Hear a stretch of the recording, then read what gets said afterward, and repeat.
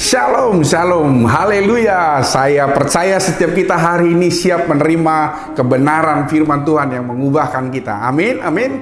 Luar biasa. Baik Bapak Ibu Saudara, mari kita berdoa terlebih dahulu. Terima kasih Tuhan, kami sudah mengalami hadirat-Mu lewat pujian penyembahan kami. Hari ini kami mau menerima kebenaran-Mu yang sungguh akan memerdekakan, membangun, menguatkan kami. Urapi lidah bibir hamba-Mu. Berkati setiap kami supaya kami boleh mendengar, menerima, dan meresponi firman Tuhan dalam nama Tuhan Yesus Kristus. Haleluya. Amin, amin, amin. Baik Bapak Ibu Saudara yang dikasihi Tuhan, mari kita siapkan hati kita mau dengar firman Tuhan. Hari ini saya ingin berbicara sebuah khotbah dengan judul elastisitas. Sekali lagi, elastisitas. Apa arti elastisitas? Keadaan yang elastis, yang lentur, di mana sesuatu itu bisa mudah kembali ke bentuknya yang semula, mudah berubah kepada bentuknya yang semula. Apa hubungannya dengan anggur baru? Nah, ini yang saya mau sampaikan karena tema gereja kita bulan ini adalah anggur yang baru. Baik Bapak Ibu Saudara, saya ingin repetisi supaya kita makin nangkap tentang anggur baru. Apa itu anggur baru? Segala sesuatu yang ilahi, yang berasal dari Tuhan, yang Tuhan mau berikan, Tuhan mau curahkan, Tuhan mau kerjakan dalam hidup kita. Anggur baru itu bisa berbicara tentang lawatan Tuhan, bisa berbicara tentang mujizat, bisa bicara tentang kegerakan Tuhan, bisa berbicara tentang sukacita yang luar biasa yang Tuhan mau kerjakan. Dan semua perkara-perkara yang supranatural, yang mungkin di luar dari daya jangkau pikiran kita. Pertanyaannya adalah, apakah kita mau? Bolehkah Bapak Ibu Saudara lambaikan tangan bagi Bapak Ibu Saudara yang mau? Wow, luar biasa. Dimanapun Anda berada, Tuhan selalu bergerak dari hati kita. Kalau Bapak Ibu Saudara mau, pertanyaan yang kedua adalah, siapkah kita menerima anggur yang baru? Nah, ini yang mau saya sampaikan. Bahwa ternyata kesiapan kita untuk menerima anggur yang baru itu sangat ditentukan oleh kirbatnya. Apa itu kirbat? Wadahnya. Ayub pasal 32 ayat yang ke-19 berkata begini, bahwa kirbat itu adalah batin kita.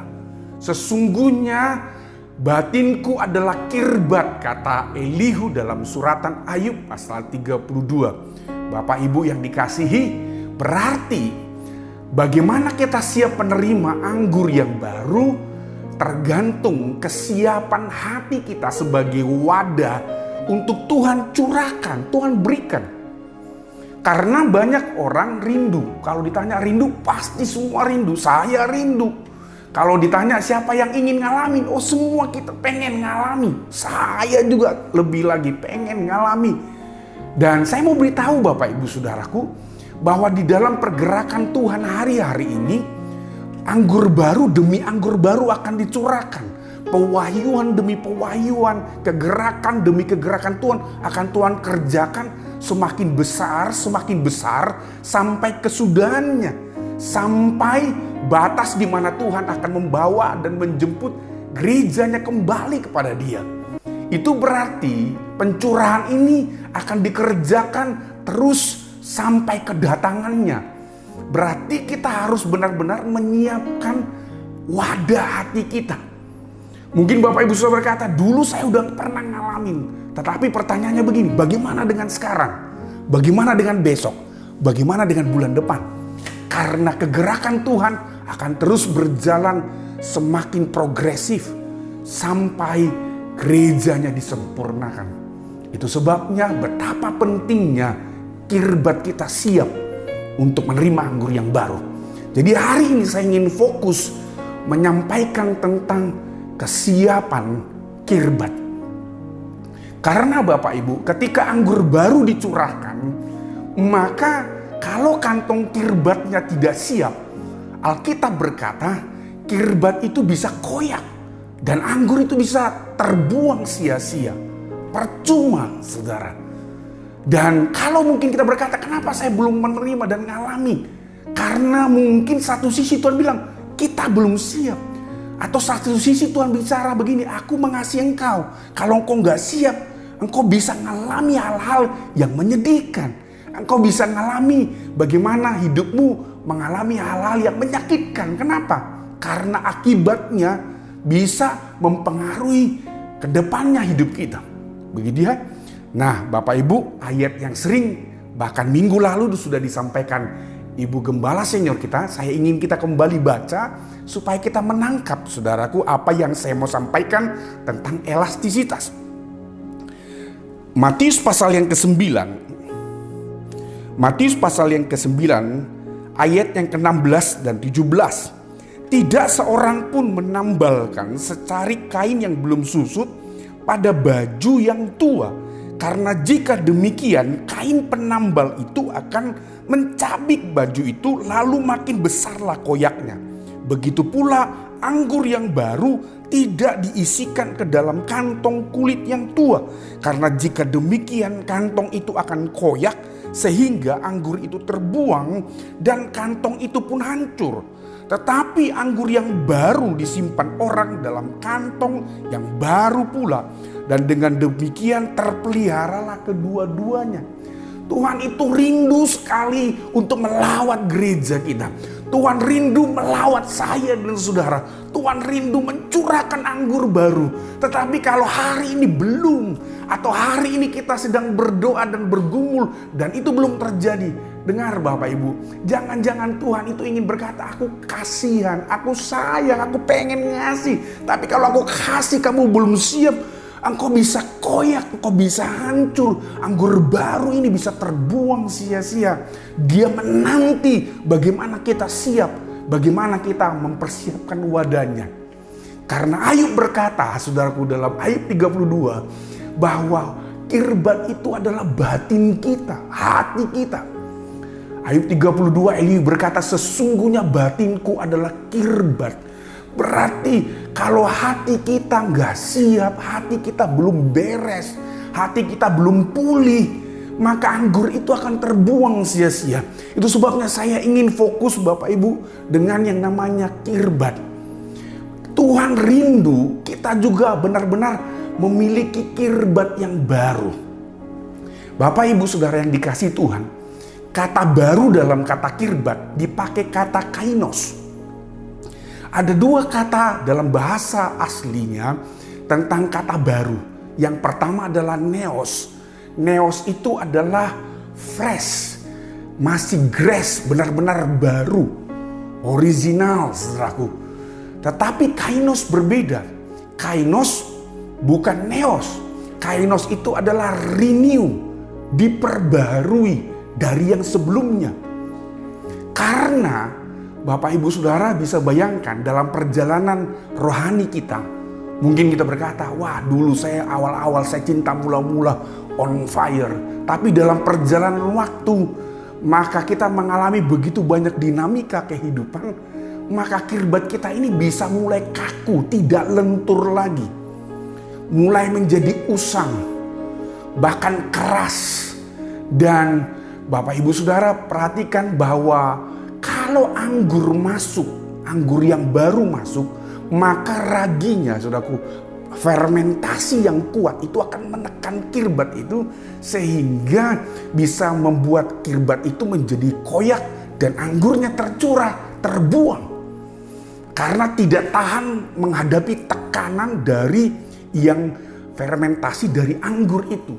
Makanya Bapak Ibu yang dikasihi Tuhan, dibutuhkan kirbat yang baru. Kainos, kirbat hati kita yang diperbarui. Karena dalam banyak hal, banyak yang terjadi dalam hidup kita ini bisa membuat kirbat kita mulai usang.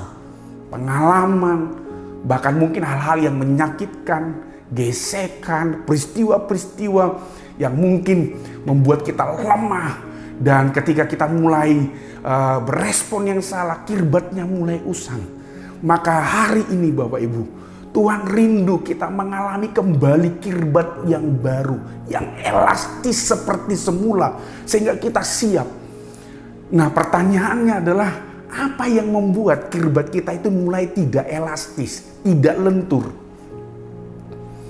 Nah, ini yang saya mau sampaikan Bapak Ibu Saudara dari ayat ini. Yang pertama, apa yang membuat kirbat kita tidak elastis? Saudaraku, saya ingin kita melihat dari ayat ke-14. Ayat ke-14 berkata demikian. Kemudian datanglah murid-murid Yohanes kepada Yesus dan berkata, "Mengapa kami dan orang Farisi berpuasa, tetapi murid-muridmu tidak?" Ada satu peristiwa yang kita mungkin akan tanda tanya, saudaraku, bahwa murid-muridnya Yohanes yang notabene rabinya adalah nabi yang mempersiapkan jalan bagi Tuhan. Tiba-tiba dalam konteks pasal ini, mereka seperti akur dengan orang Farisi, ngumpul berpuasa bareng, dan dalam situasi yang sama, kedua-duanya baik murid Yesus dan orang Farisi, kalau saudara baca dalam 3 Injil yang menulis peristiwa yang sama, baik di dalam Markus pasal 2 dan juga Lukas pasal 5, kita menemukan bahwa peristiwanya mirip, dan kita akan menemukan bahwa murid Yohanes dan orang Farisi dalam situasi yang sama itu mengkonfrontasi dan sepertinya ingin saudaraku mengkoreksi, menegur Yesus dan murid-muridnya dan berkata, kita lagi puasa, kok kamu gak puasa? Bayangkan saudaraku, saya dan Farisi, kami lagi berpuasa, kok kamu enggak? Saya hanya ingin pinjam kalimat kami dan. Saudara, ada satu situasi yang mungkin akan jadi tanda tanya. Mengapa jadi tanda tanya? Karena dari sejak dulu Rabi Yohanes, dari sejak dia saudaraku dipakai Tuhan untuk mempersiapkan jalan, selalu berkonfrontasi dengan orang Farisi. Bahkan dengan sangat keras frontal, Yohanes akan berteriak dengan kemarahan, bahkan menyebut orang-orang Farisi adalah, "Hai engkau keturunan ular beludak." Waduh, Bapak Ibu yang dikasih Tuhan, kalau kita baca bagaimana Yohanes Pembaptis itu bersih tegang dan juga menemplak, menegur, karena dia tahu bahwa orang-orang Farisi ini orang-orang yang munafik, yang mereka yang rajin ke gereja tapi hidupnya itu tidak jadi berkat, hidupnya itu hanya sekedar beraktivitas tapi tidak memiliki yang namanya pengenalan yang benar. Bahkan mereka tidak sungguh-sungguh percaya. Saudara, tapi pada situasi itu, mungkin apakah karena Yohanes Pembaptis sudah dipanggil Tuhan? Kenapa? Karena dia sudah dipenggal, karena Herodes, saudaraku. Tapi saya tidak tahu, tapi yang terjadi adalah bahwa peristiwa ini menyadarkan kita bahwa banyak kali orang-orang yang beribadah dan orang-orang yang aktif bisa jadi itu menghalangi, bahkan mungkin melemahkan kita. Bahkan yang banyak mengkritik kegerakan Tuhan itu jangan-jangan adalah orang-orang yang sudah kenal Tuhan. Dan mereka berkata, kok kamu kok beda? Kok kamu gak lakukan ini? Kok kamu belum begini? Ya. Padahal Yesus bersama dengan murid-muridnya. Padahal saudaraku, mereka tidak tahu apa yang Tuhan sedang mau kerjakan. Tetapi murid-murid Yohanes berkata, kamu kok gak melakukannya? Gitu ya. Yang pertama, apa yang membuat kirbat kita tidak elastis? Yang pertama adalah yang namanya spirit kontaminasi.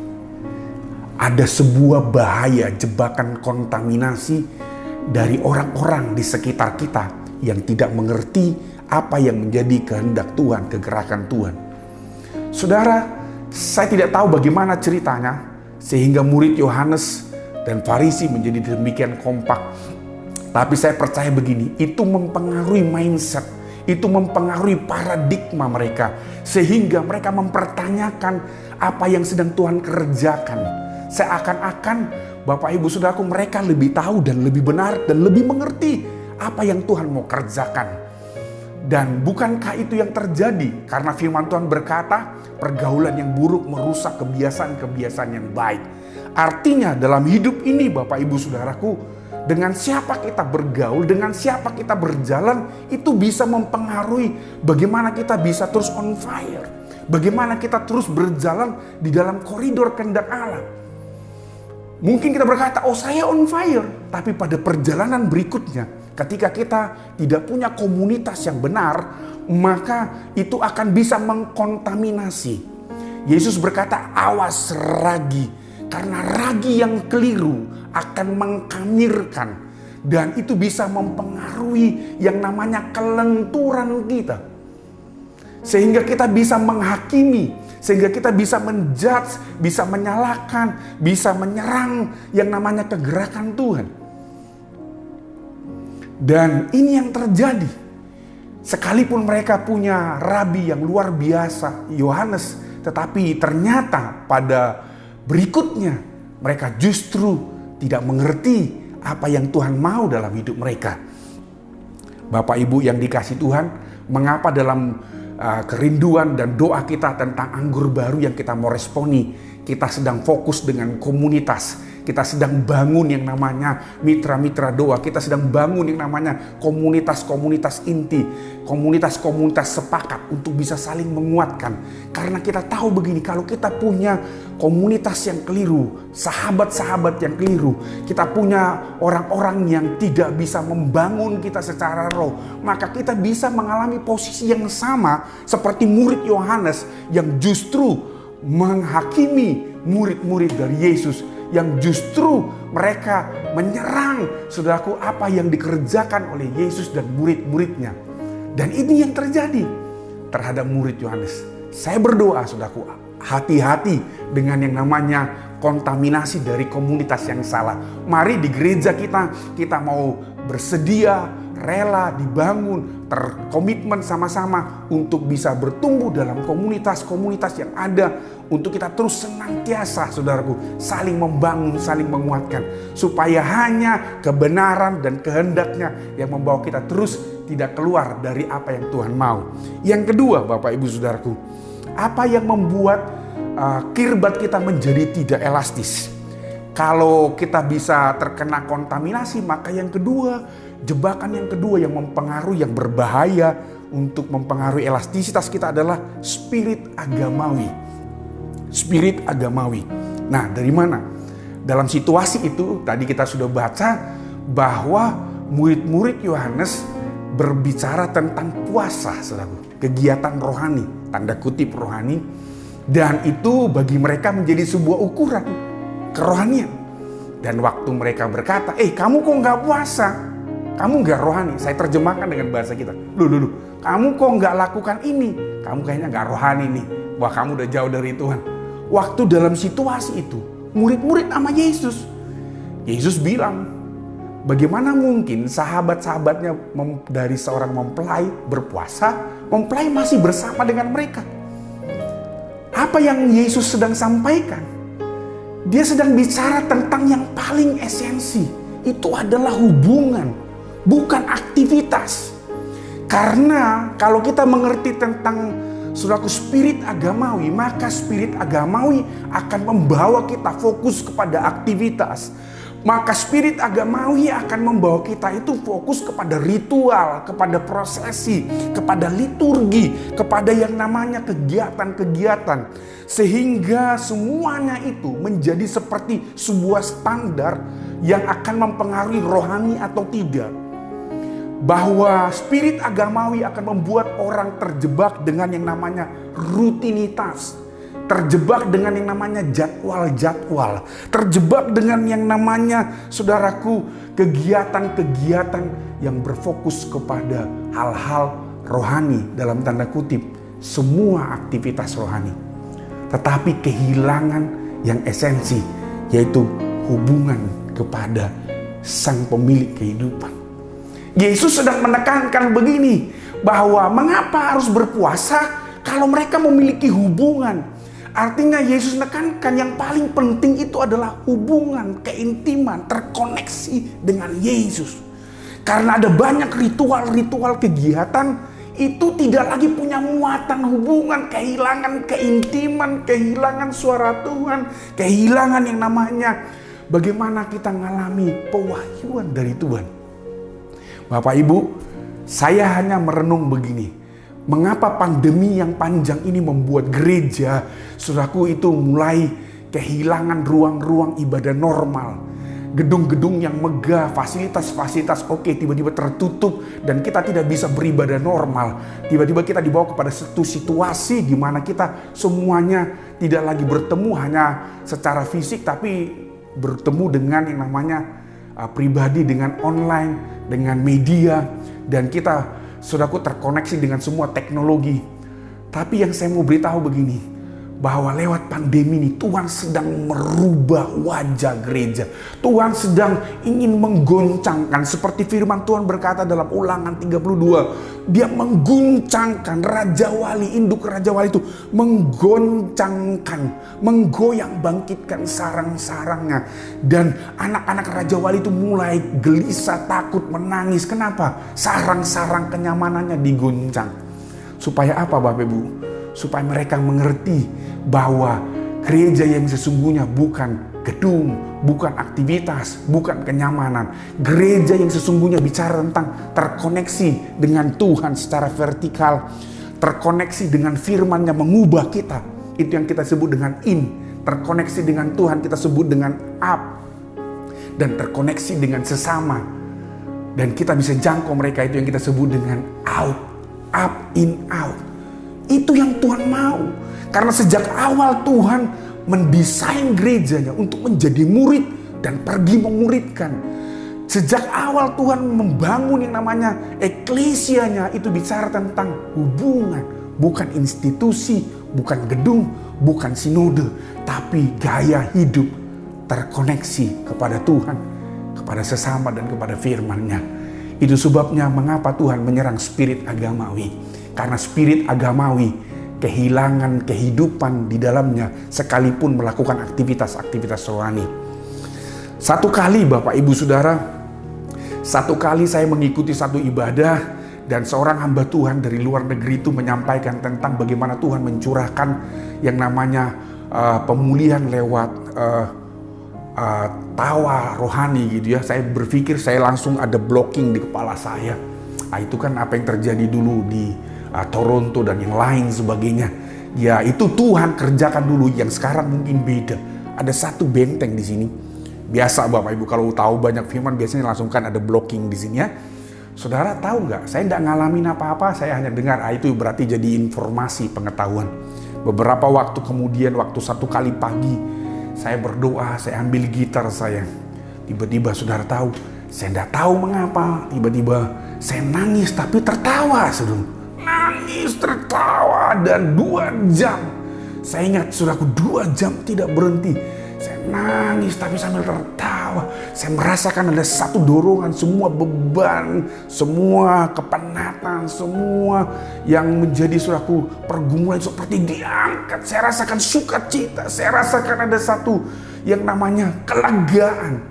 Dan tiba-tiba Tuhan bicara begini, jangan pernah batasi aku dengan cara berpikirmu. Jangan pernah membatasi caraku melawat dengan bentuk, dengan yang namanya pikiran-pikiran kita. Karena Tuhan bisa melawat. Kalau dulu dia bisa melawat di Toronto dan di beberapa tempat negara dan kota, dia sekarang juga bisa melawat kita dengan anggur baru. Dan saudara lihat, spirit agamawi akan membuat kita bisa tidak ngalami anggur baru. Kenapa? Kita langsung blocking, saudara. Ya, kita akan bertanya begini, acara apa lagi nih? Pengajaran apa lagi? Program apa lagi? Ini mau buat apa lagi? Mau dibawa kemana lagi? Ada satu kalimat yang membuat kita tanpa sadar kita sedang melepaskan spirit agamawi. Sehingga apa? Kantong kita itu nggak lentur, tidak elastis, nggak siap. Ketika kantong kulit kita nggak elastis, selalu yang ada adalah kritikan, penghakiman. Selalu yang ada adalah penolakan. Selalu yang ada adalah blocking, bantahan. Dan ada yang namanya, saudaraku, resisten terhadap apa yang Tuhan mau kerjakan. Yang terakhir Bapak Ibu Saudaraku, apa yang membuat kantong kulit kita tidak elastis? Saya lihat dalam peristiwa ini, saudaraku, ada satu ayat dikatakan begini, tidak seorang pun menambalkan secari kain yang belum susut pada baju yang tua. Bapak Ibu Saudara yang dikasihi Tuhan, saya tidak tahu mengapa Yesus memberikan perumpamaan ini mengaitkan anggur baru dengan pakaian dan mempelai, saudara. Ternyata Tuhan sedang berbicara begini, anggur baru itu pada akhirnya akan membawa kita kepada sebuah kesempurnaan, kesiapan untuk menjadi mempelai. Semua anggur baru dicurahkan, saudaraku, itu untuk menyiapkan kita sebagai mempelainya. Kelak, saudaraku, bersama-sama dengan dia dalam perkawinan anak domba Allah. Yang saya ingin beritahu bahwa begini, saudaraku, ada satu fenomena, ada satu mentalitas di akhir zaman itu bisa sangat mempengaruhi kelenturan, keelastisitasan kita, sehingga hati kita ini gak siap dengan anggur baru. Yaitu apa? Mentalitas tambal sulam atau iman tambal sulam. Maksudnya apa? Bapak Ibu sudah lihat, ada satu dinamika yang terjadi tanpa kita sadari, atau mungkin kita alami, atau banyak orang yang hari ini hidupnya itu hanya sekedar memilih-milih mana yang dia cocok. Seperti pakaian itu, saudaraku, kalau ditambal-tambal itu udah kayak gelandangan kan, saudara ya. Kalau saudara lihat, kalau di jalanan itu pakaian gelandang itu kan ditambal-tambal begitu ya. Yang bolong, yang sobek ditambal saja, jadi akhirnya menjadi pakaian yang tambal sulam begitu, saudara ya. Tapi sekarang itu bisa jadi model, saudara, yang disukai dan dibeli mahal malah ya. Banyak tambalan-tambalan begitu ya. Tapi tahukah Anda, dalam hal rohani, seringkali banyak orang percaya hari ini hidupnya itu seperti tambal sulam. Maksudnya apa? Pakaian itu bicara tentang kebenaran, tentang perbuatan kita di dalam kebenaran. Artinya ketika kita sedang, saudaraku, merindukan anggur baru, supaya kita ngalami anggur baru, Tuhan bilang, kamu gak boleh menambal kebenaran yang satu dengan kebenaran yang lain hanya karena apa yang kamu suka. Kita tidak bisa, saya cocok dengan ini, saya nggak ini. Saya maunya worship saja, tapi yang bicara komunitas nggak usah lah. Saya ngalami sesi ini boleh, tapi yang namanya terbuka dan bicara tentang yang namanya komunitas, saya nggak punya waktu, saya sibuk. Itu bicara tentang, saudaraku, orang-orang yang hidupnya maunya sekedar apa yang dia pilih, yang dia cocok. Dan itu justru membuat kita tidak siap untuk menerima anggur baru. Karena ayat ini berkata, itu akan merobek. Justru anggur itu akan merusaknya. Kita harus benar-benar mengalami hati yang diperbarui sungguh-sungguh. Benar-benar haus sepenuhnya. Satu kali saya membaca sebuah kisah, Bapak Ibu, ada seorang sepasang pria wanita itu di sebuah jalan menemukan satu tas berisi uang. Mereka tidak sadar kalau itu ada dalam sebuah acara yang namanya hidden camera, saudara ya. Itu biasa sekarang itu ada acara-acara yang kamera tersembunyi gitu ya. Bapak Ibu saudara, ini pria waktu dia buka, wah itu berisi uang yang banyak. Dia singkat cerita, saudaraku, dia lihat kiri kanan, wah ini uang siapa nih? Dan yang luar biasa, padahal kamera menyorot ya, saudara ya. Apa yang terjadi? Dia bawa tas itu bersama dengan wanita yang ada di sebelahnya. Ayo, dicari, saudaraku, kantor polisi. Dan dia menemukan, dia berkata, Pak, saya menemukan uang ini. Padahal pihak acara sudah berkoordinasi dengan aparat dan beberapa orang yang terkait sehingga memastikan semuanya diatur skenarionya begitu ya. Dan singkat cerita, waktu dia mengembalikannya itu, saudaraku, didatangi orang-orang dari pihak yang punya acara berkata, wow Pak, luar biasa, Bapak ini orang-orang yang luar biasa berintegritas. Wah, kami sangat salut, masih ada orang yang di zaman kita hidup ini, wah itu menemukan sesuatu yang bukan punyanya dengan uang sebesar itu, dipulangkan begitu ya. Pak, mau nggak Pak kita interview dan kita publikasikan di media, di televisi dan lain sebagainya. Wah, enggak apa-apa, enggak usah Pak. Saya itu tulus mengembalikan. Ini pria menolak, Bapak Ibu Saudara. Tapi waktu dipaksa-paksa, kenapa Pak? Ayo Pak, bersama dengan pasangan kita mau abadikan, kita mau liput dan kita masukkan supaya menjadi cerita bagi banyak orang bahwa masih ada orang-orang yang punya integritas, yang mengembalikan apa yang bukan miliknya. Tetapi pria itu tetap bersikeras dan menolak.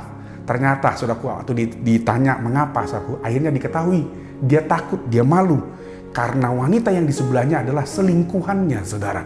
Jadi lihat saudaraku, ada satu kebenaran yang dilakukan, tetapi ada kebenaran yang tidak dilakukan. Ini yang namanya saudaraku tambal sulam. Dan itu yang membuat kantong kita nggak elastis. Kita lakukan A, tapi kita nggak lakukan B. Tuhan bilang begini, semua kebenaran harus kita cintai dan kita lakukan. Karena kebenaran itulah yang membuat kita siap menerima anggur yang baru. Seberapa banyak Bapak Ibu sudah siap menerima anggur yang baru? Haleluya, haleluya. Saya berdoa, gereja kita, House of Grace, jemaat Tuhan, siapapun kita, Tuhan temukan kita adalah orang-orang yang rindu untuk mengalami anggur yang baru, yang tidak mau terkontaminasi oleh dunia ini, hidup di dalam komunitas yang benar. Yang kedua, kita tidak hidup dengan spirit agamawi. Kita selalu rindu, saudaraku, mengalami yang namanya respon, mengerti, mengalir dalam kehendak Tuhan. Kita tidak mau jadi orang-orang yang fokus kepada rutinitas. Kita rindu selalu melakukan kebenaran seperti yang Tuhan mau. Dan kita tidak mau, saudaraku, hanya memilah-milah kebenaran yang kita sukai. Semua kebenaran yang disampaikan firman Tuhan kita sukai, kita lakukan.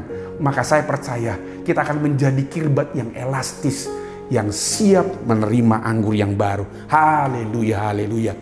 Bapak Ibu, saya percaya bahwa Tuhan akan memakai kita. Saya tutup dengan sebuah kesaksian.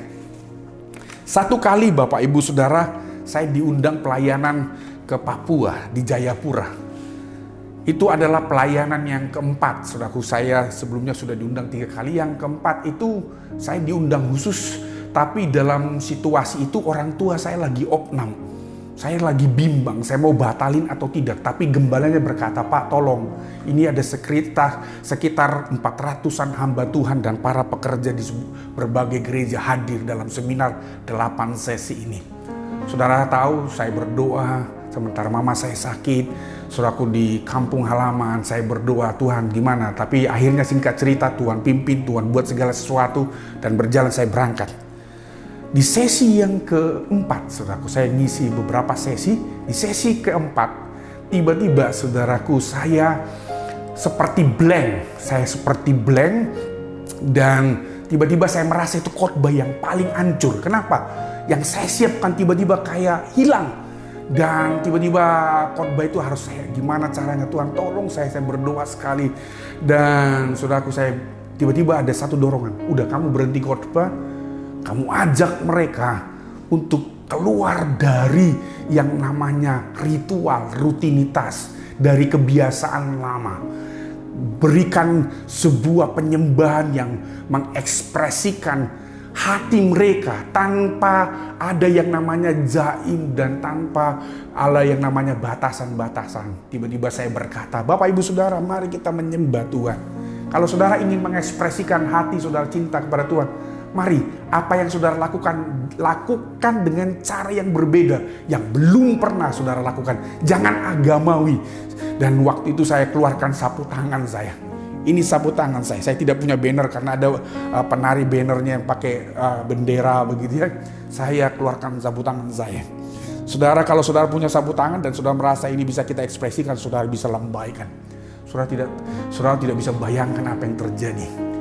Dalam waktu kami menyembah, saya pernah juga saksikan klipnya di Badar Raya kita beberapa tahun yang lalu. Saudara tahu, tiba-tiba situasi itu terjadi di luar yang saya pikirkan. Tiba-tiba tidak ada satu orang pun yang berdiri dan duduk. Semua rebah. 400-an orang rebah. Dan saudara tahu, waktu selesai acara, saya berkata kepada gembala, Pak, ini kalau kita nggak hentikan, ini bisa sampai malam. Biasanya sudah bisa bayangkan kalau sampai malam kendaraan di daerah itu akan susah dan beberapa orang akan kesulitan. Gembalanya berkata, iya, kita tidak tahu. Dan yang luar biasa adalah ada begitu banyak penampakan beberapa orang yang bisa menari. Saudaraku, saya waktu lihat itu dia tidak menginjak satu orang pun yang rebah di sekitarnya. Dia bisa melompat, berlari kiri kanan. Dan saya kaget Bapak Ibu, worship leadernya tiba-tiba dengan mata yang tertutup dia menari tarian seperti tarian balet. Itu saudaraku, dia padahal waktu saya tanya, waktu dia sudah selesai acara, kamu pernah belajar balet? Gak pernah. Itu laki-laki saudaraku, tiba-tiba dia lompat dari mimbar ke bawah. Ada begitu banyak ratusan orang sedang tertidur, bukan tertidur, terrebah maksud saya. Itu orang semua nyembah, nangis, berguling-guling. Ada yang berdiri, ada yang melompat. Itu waktu semua dalam situasi 1 jam lebih gak bisa dihentikan.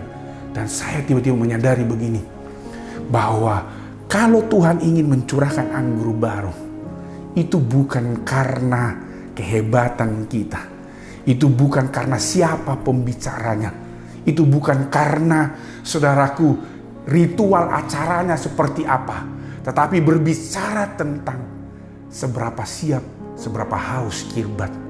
Dan saya percaya Tuhan menemukan mereka punya hati yang siap dilawat oleh Tuhan, sehingga anggur baru dicurahkan. Maka itu menjadi ibadah yang tidak pernah saya lupakan.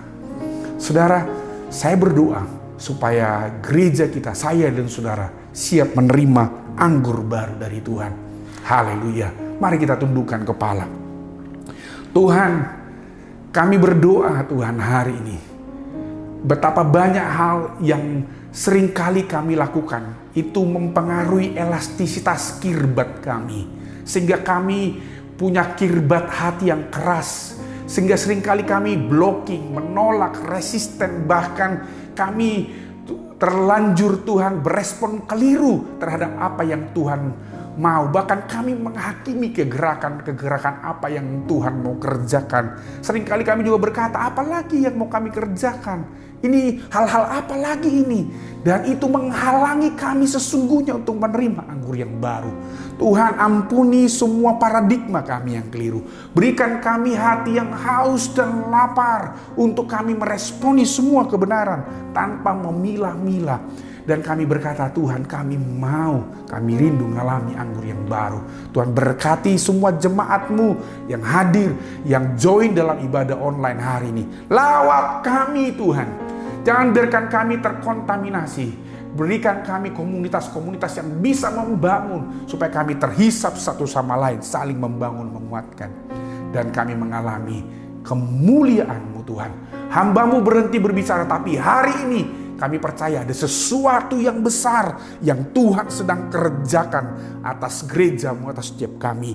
Temukan Tuhan gereja-Mu, temukan setiap kami di dalam nama Tuhan Yesus. Haleluya. Amin, amin, amin, amin. Tuhan memberkati saudara.